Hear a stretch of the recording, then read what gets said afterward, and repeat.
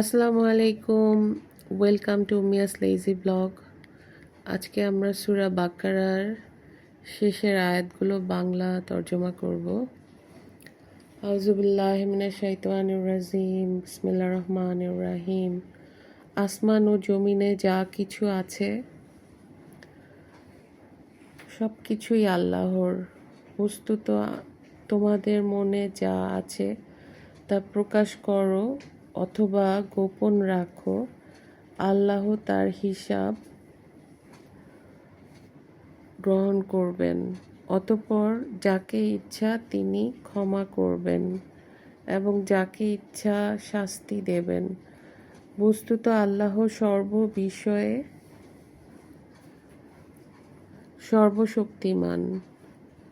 রাসূলের প্রতি তার পালনকর্তার পক্ষ থেকে যা অবতীর্ণ হয়েছে তার উপর সে বিশ্বাস করেছে এবং বিশ্বাসীগণও সকলে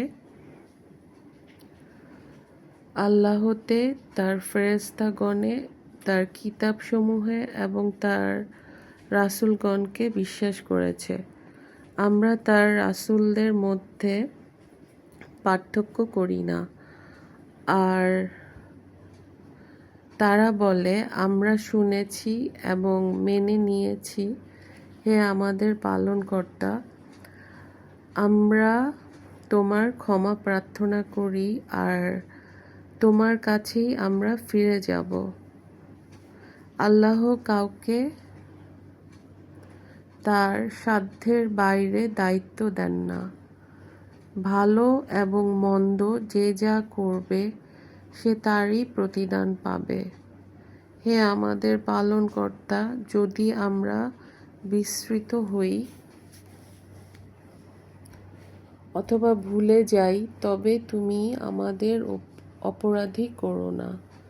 হে আমাদের পালনকর্তা, আমাদের পূর্ববর্তী গণের ওপর যেমন গুরু দায়িত্ব চাপিয়েছিলে, আমাদের ওপর তেমন দায়িত্ব চাপিয়ে দিও না। হে আমাদের পালনকর্তা, এমন বোঝা আমাদের ওপর চাপিও না যা বহন করার শক্তি আমাদের নেই।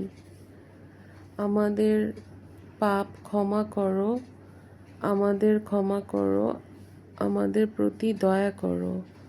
তুমি আমাদের অভিভাবক। অতএব সত্য বিমুখকারী জাতির বিরুদ্ধে আমাদের বিজয়ী করো। এমন বোঝা আমাদের উপর চাপিও না যা বহন করার শক্তি আমাদের নেই। আমাদের পাপ ক্ষমা করো, আমাদের ক্ষমা করো, আমাদের প্রতি দয়া করো। তুমি আমাদের অভিভাবক। অতএব সত্য বিমুখকারী জাতির বিরুদ্ধে আমাদের বিজয়ী করো। আমিন। আল্লাহ আমাদের সমস্ত গুনাহ মাফ করে দাও কোরআন শরীফের এই আয়াতগুলো পড়ার রহমত থেকে ইনশাআল্লাহ।